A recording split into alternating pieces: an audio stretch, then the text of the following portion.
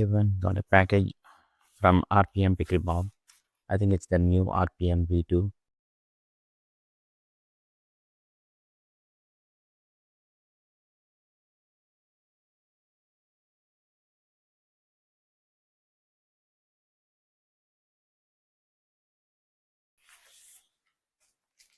This is the paddle, new one RPM V2, Pro V2. So I got the elongated one, which is 16 millimeters.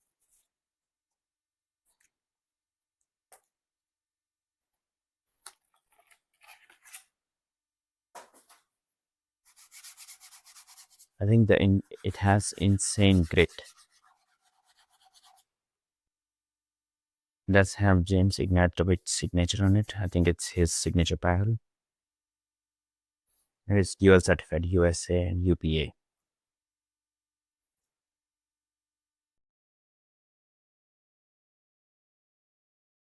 Right. Hey everyone, this is Siva with PickleRage. I have John with me here. John did our, I think previous videos before how to do an aggressive serve and other stuff. So we got our hands on RPM V2, it's a Gen 3 paddle, and we're gonna compare that with JOOLA 5. So John typically uses carbon true foam Genesis, so I gave both of them, and then we almost hit it for 1.5 hours. So kind of see what he thinks.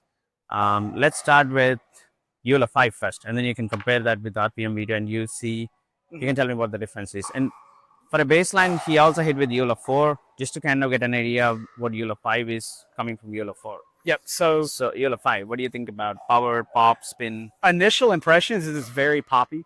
Okay. Much more poppy than the 4. However, it's only poppy directly in the center.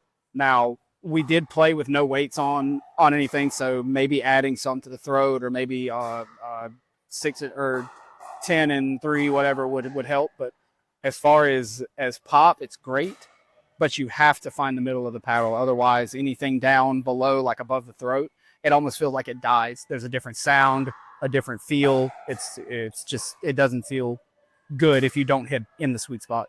Okay, but JOOLA 4, you feel like it had bigger sweet spot? Without a doubt, yeah, without a doubt. Even unweighted both paddles, the 4 felt like a bigger sweet spot. Not as poppy, so you're not going to be able to rip drives as hard, but as far as size of sweet spot, the JOOLA 5 is much smaller. Okay. And what about spin when you compare this with JOOLA 4 or even your carbon?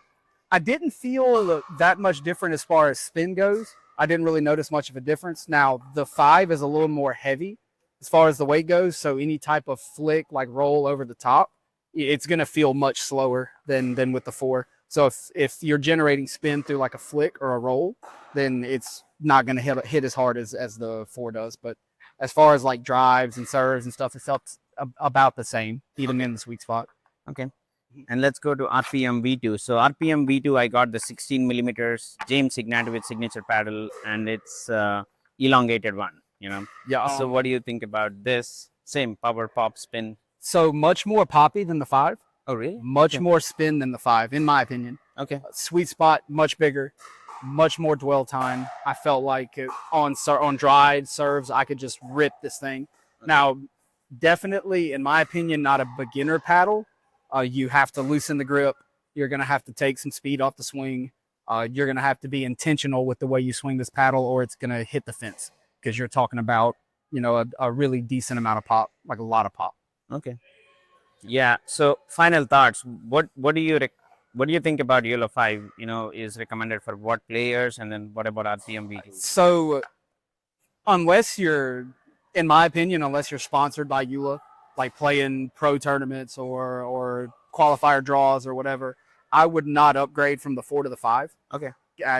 With JOOLA having a warranty, it's still Gen 3, the quick crush. Yeah. You're going to core crush eventually. I highly doubt that they change this thing enough to where it doesn't core crush. Okay. I personally wouldn't upgrade from the 4. Yeah, and especially it's pricey too. It's $300. Yeah. Yeah, I know. For a Gen 3, no. You get no real new technology. Nothing new, really. You get a pretty decal on the side, but I mean, it's neither here nor there. The RPM, as far as who should play, anybody above like intermediate, like 4.0 or above, I think would do well with this paddle. Now, this one's also Gen 3. Yes, as it's well. Gen 3. So you might end up with the same issues with core crushing. You know, we might have to wait and see on that one. But the proven in the JOOLA, it's going to core crush. Yeah, I mean, I think the RPM, the one Friction Pro, was a Okay. Gen 3, and we haven't heard any complaints from Friction Pro. Okay. So you got, that guy Lefty.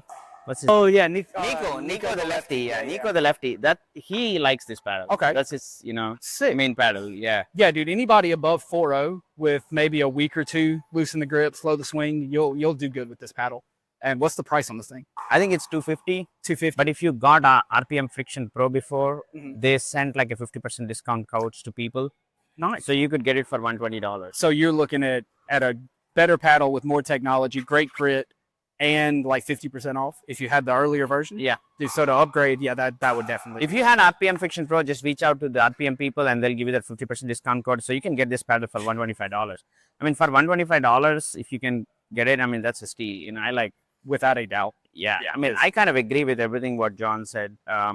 JOOLA 5 is definitely more poppy than JOOLA 4, but then RPM is poppier. You just have to control. Mhm. And then in terms of power, I think RPM obviously has way more power. Yeah, absolutely. I mean, even though it's, Gen 3, I feel like it feels like a foam paddle. I don't know Almost, why. Maybe they just put a lot more foam. Dude, on the edges. Maybe the dwell time, the density, right? It might have a hollow sound. The sound is definitely something you might have to get used to.